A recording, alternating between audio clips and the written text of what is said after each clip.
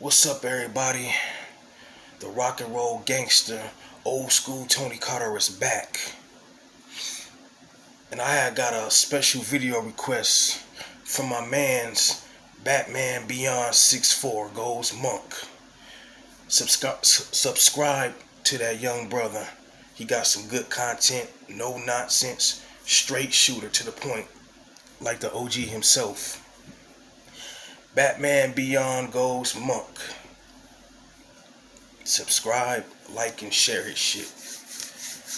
Anyway, got this video request from that brother. And he want me to talk about how guys be paying for their own rejection. How guys be paying for their own rejection. And I'm like, damn, that's a good ass topic, bro. And I'm like, well, shit, you should do a video on that one. But he was like, well, I think you give like a more grander take on the said topic or whatever. So I said, you know what? I browsed around the manosphere and shit though, and I don't think I never heard a topic like that. You know what I'm saying? So it's rather interesting. So I said, you know what? I'm gonna try my hand at it. You know what I'm saying? Anyway, enough of that. You're paying for your own rejection, fellas. You have guys out here who still trying to date in the modern era. You still trying to take these goofy ass chicks out on dates in the modern era where you have dating sites, social media, entitlement issues, sympatry, all that. Now these chicks' heads are aloof. They are aloof in their head in the clouds, and their entitlement is grander. Their need for attention is greater. Their attention span is shorter. So you guys going out here trying to pay for dates and take these bitches on dates, and then you don't get nothing in return. That's silly.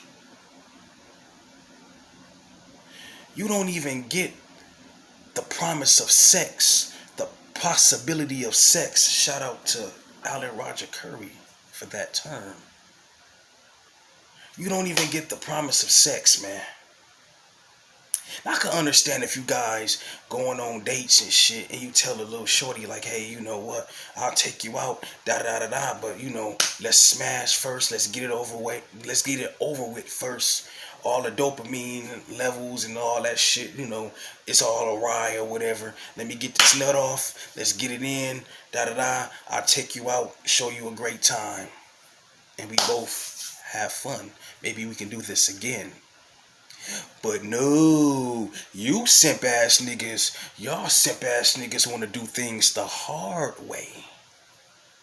Y'all want to try to take chicks out on these lavish dates and be tender chested and emotionally inclined, and you think that because you trying to woo this woman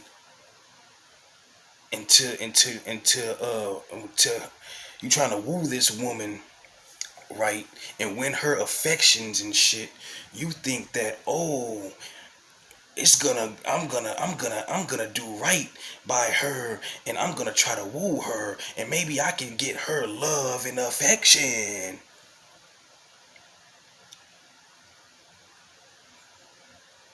Man, get the fuck out of here with that goof ass shit, you dumb ass, soft ass, tender chested motherfuckers. That shit do not work modern day. It don't. You got NBA players like, oh my God. You got NBA players like James Harden. Some people say that I've heard that he's worth more than LeBron James. I don't know how true that is. I don't really keep up with basketball anymore since like the late 90s and shit. You know what I'm saying? Anyway, they say that James Harden is worth all this money. He's a valuable player or whatnot. And this goof ass nigga paid Sweetie, Cash App Sweetie 100 grand, 100 fucking racks, just to take her out on a date. Bro, I wouldn't even pay 100 racks for some pussy. I don't give a fuck if I was a million billionaire. I won't give a bitch 100 racks. Nigga, you just paid for your own rejection. Now, some people said that they fucked around and hooked up, or he's hooking, or he's dating her, or whatever. But nigga, prior to her, prior to him rather, didn't she just break up with Quavo?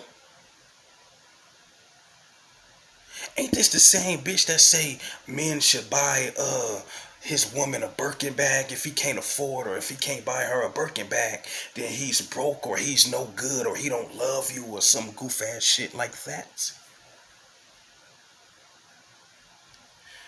But James Harden's stupid black ass, no disrespect, but in this circumstance, his stupid black ass sitting up there cash apping a bitch 100 racks that's been ran through by other niggas or whatever, and then been using, and then got used, well, rather, using other niggas and got ran through by other niggas, and it's posted on social media.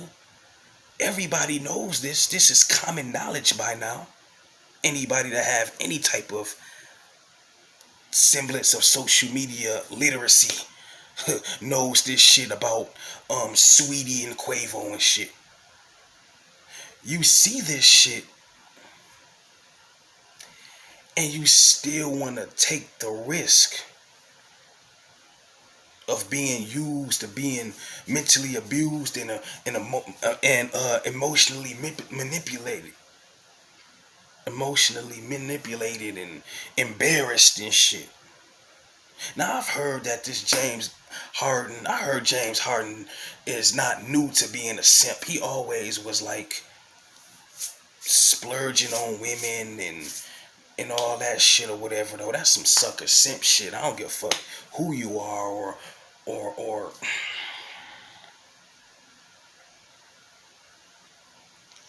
damn, man. Boy, I tell you, it's like you were trying to get clout from trying to get at Sweetie, and you're worth more than Sweetie.